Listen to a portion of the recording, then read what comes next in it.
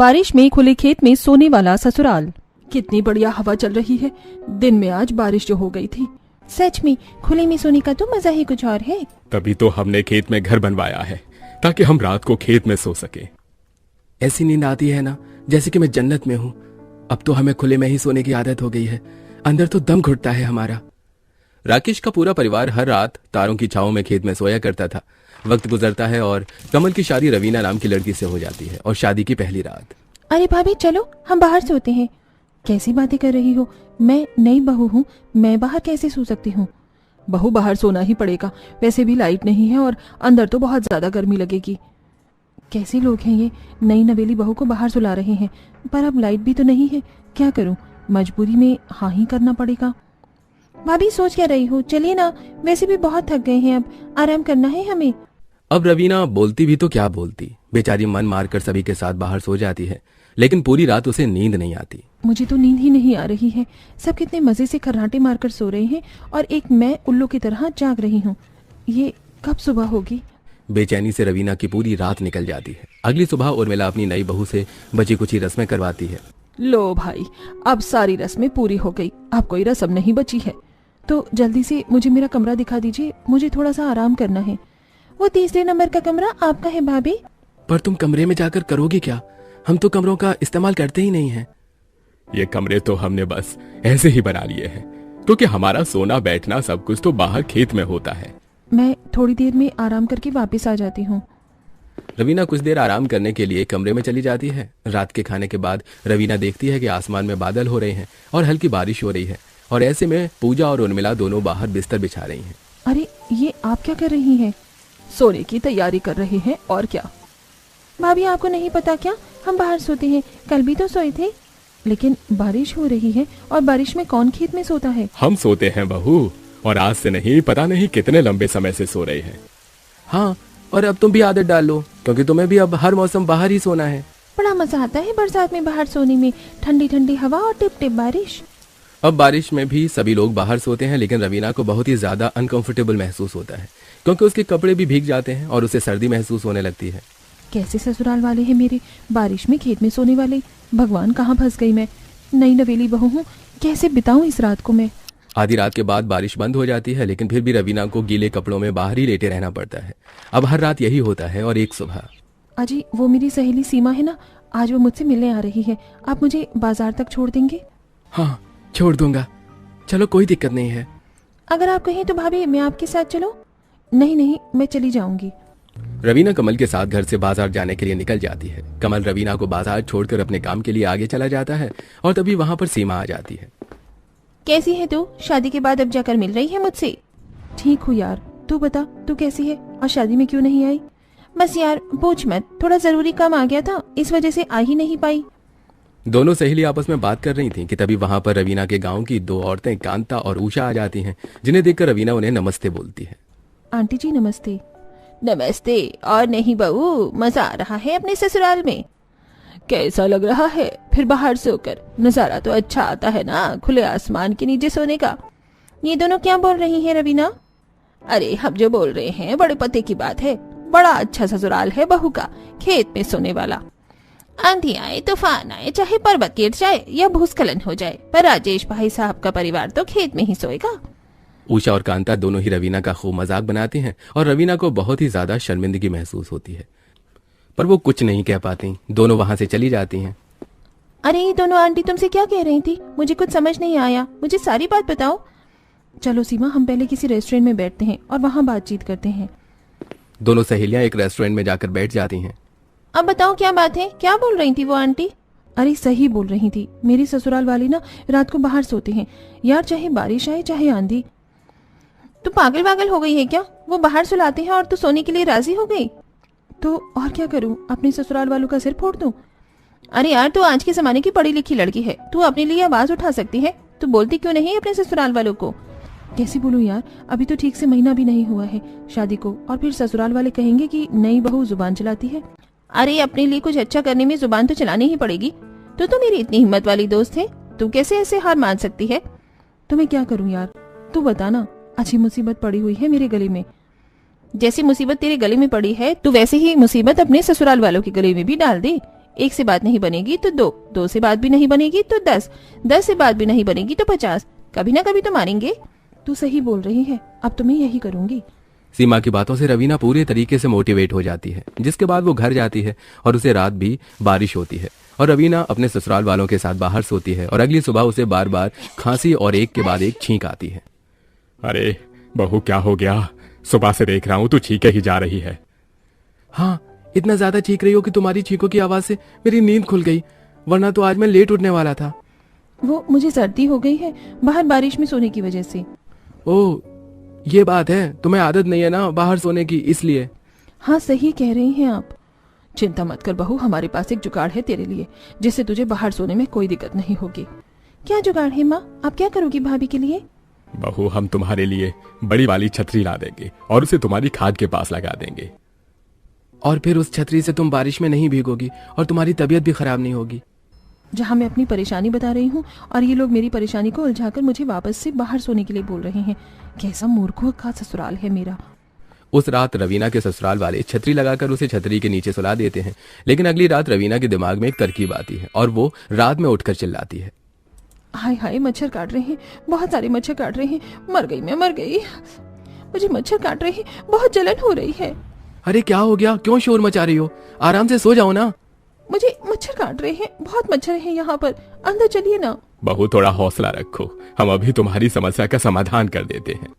राजेश और कमल अंदर से मच्छरदानी लेकर आते हैं और दोनों मिलकर सभी के लिए मच्छरदानी लगा देते हैं। ले बहू, अब हो गया तेरे मच्छरों का भी अंत। अब कोई मच्छर नहीं घुसेगा तेरी मच्छरदानी के अंदर तुझे काटने के लिए। हाँ ठीक है, अब तो मच्छर नहीं काटेंगे। तो अब आप आराम से सो जाओ भाभी, बड़ी नींद आ रही है हमें।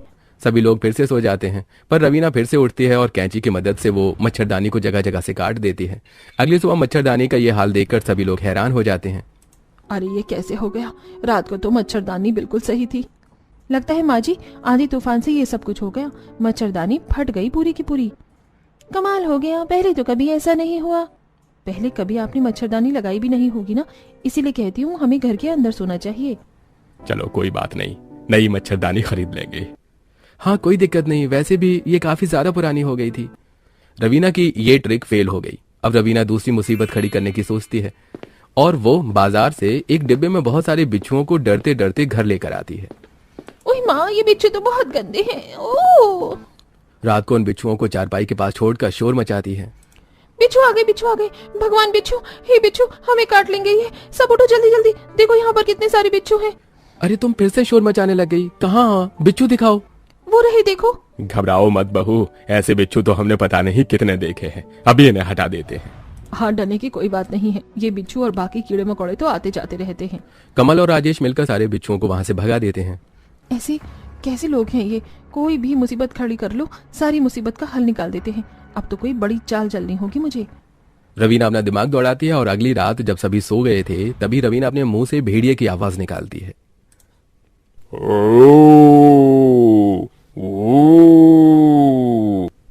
भेड़िया आ गया, भेड़िया आ गया, चलो जल्दी अंदर चली। यहाँ पर भेड़िया है, यहाँ पर सोने में खतरा है, यहाँ सोना खतरे से खाली नहीं है। भाभी, आपको हर रात क्या हो जाता है?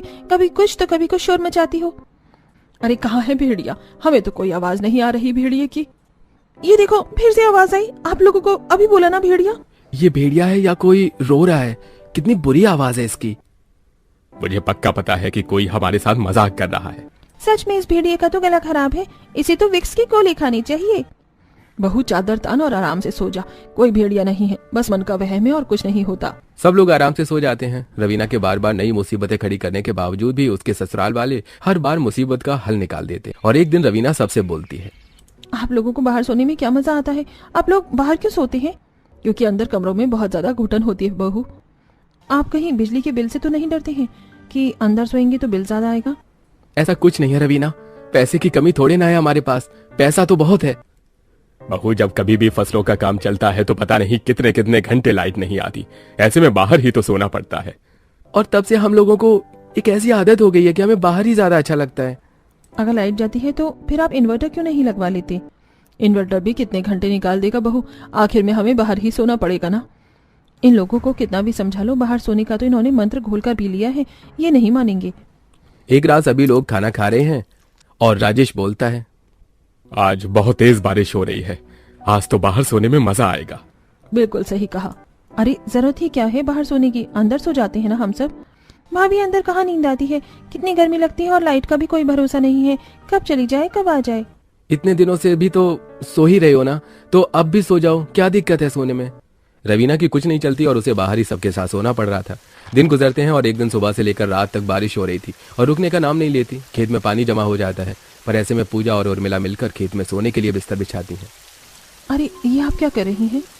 दिख नहीं रहा बहू सोने के लिए बिस्तर बिछा रहे हैं और क्या, लेकिन खेत में पानी भरा हुआ है, जरा ये भी तो देखिए ना।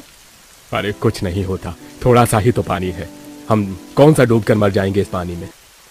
और ये इतना सा पानी तो सुबह तक अपने आप गायब हो जाएगा। कैसे लोग हैं आप?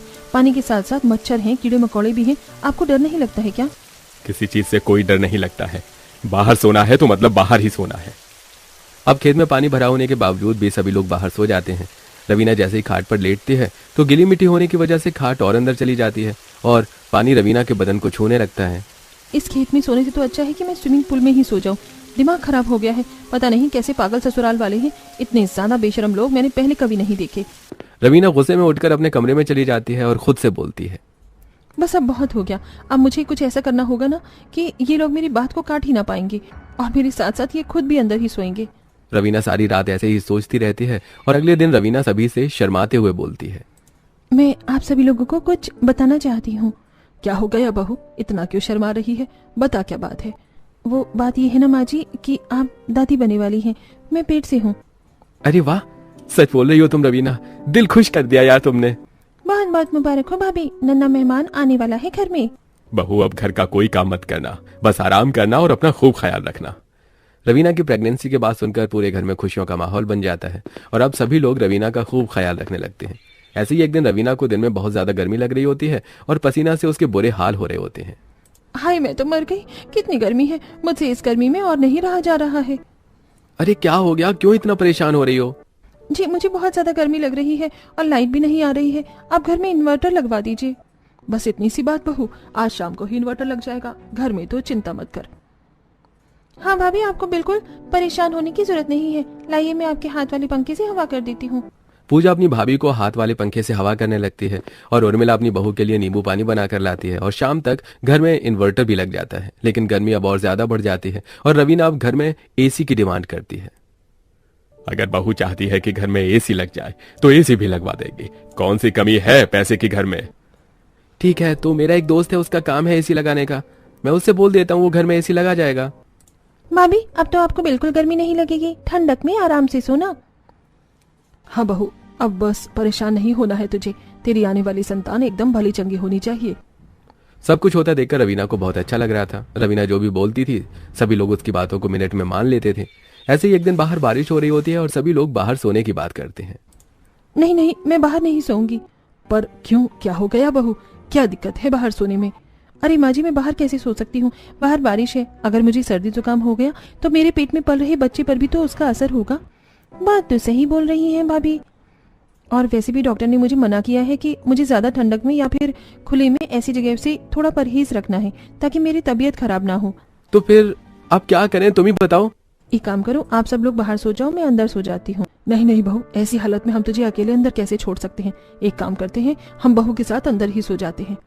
उस दिन से सभी अंदर सोना शुरू कर देते हैं और घर में अब इन्वर्टर भी लग जाता है। और जब से सभी लोगों ने घर के अंदर सोना शुरू किया था तब से सभी लोग एक दूसरे के साथ ज्यादा से ज्यादा वक्त बिताते थे। ऐसे एक दिन रात को खाना खाने के बाद सभी लोग कॉमेडी शो देख रहे थे। कितने वक्त के बाद हम सब लोग एक साथ बैठकर मस्ती मजाक कर रहे हैं। हाँ पापा, कितना बढ़िया लग रहा है ना, बाहर तो हमें इतना समय मिलता ही नहीं था। सच में परिवार के साथ बैठकर कोई चीज करने का तो अपना ही मजा है, तभी तो मैं आपसे कहती हूँ कि अंदर सोना चाहिए। भाभी जल्दी से एसी ऑन कर दो ना। रवीना जल्दी से एसी ऑन कर देती है और सब अब घर के अंदर का माहौल बिल्कुल ठंडा हो जाता है। और इस एसी की हवा में तो और भी ज्यादा मजा आता है, बाहर से भी ज्यादा अच्छा लग रहा है यहाँ पर। सब लोग हंसते मुस्कुराते हुए अक्सर दिन बिताने लगे। अब सभी लोगों का रात का खाना खाना हो, शाम की चाय पीना और ऐसी ही कई चीजें घर के अंदर चलने लगती हैं, जिससे सभी लोगों में पहले से ज्यादा एकता और प्यार बढ़ने लगता है। धीरे धीरे सभी को घर के अंदर सोना अच्छा लगने लगता है। वैसे एक बात तो है, हम इतने वक्त से बाहर सो रहे थे, हमें वहां अच्छा लगता था, लेकिन जब से हमने घर के अंदर सोना शुरू किया है तो अब हमें यहाँ पर भी अच्छा लगने लगा है। बिल्कुल सही है, और ये सब कुछ बहू की वजह से ही हुआ है। अगर वो हमें अंदर न सुलाती तो हमें पता ही नहीं चलता। बिल्कुल, भाभी को तो थैंक यू बोलना चाहिए हम सबको मिलकर। अरे ऐसी कोई बात नहीं है। बात तो बिल्कुल ऐसी है, तुम्हारी वजह से ही हम सब फिर से एक हो पाए हैं, वरना हम सब तो अलग अलग से हो गए थे।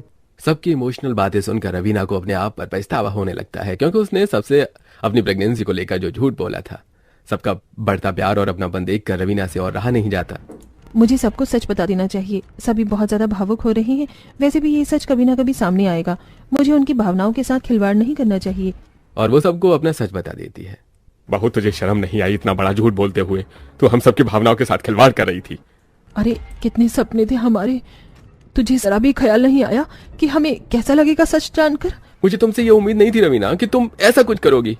भाभी आपने बहुत गलत किया। मैं तो आपसे कभी बात भी नहीं करूंगी। प्लीज आप सब मुझे माफ कर दीजिए। मुझे अपनी गलती का एहसास है। मुझे ऐसा नहीं करना चाहिए था। मैं जानती हूँ कि मैंने झूठ का सहारा लिया, लेकिन इसके पीछे की वजह भी तो देखिए ना। मैं नहीं सो पा रही थी बाहर। मैं सबको समझा समझा कर परेशान हो गई, लेकिन कोई भी मेरी बात मानने को तैयार ही नहीं था। इसलिए मैंने ये रास्ता चुना। रवीना के माफी मांगने के बाद सभी उसे माफ कर देते हैं। कोई बात नहीं, हमें भी थोड़ा समझना चाहिए था, लेकिन अब हमें भी अंदर सोने में अच्छा लगता है।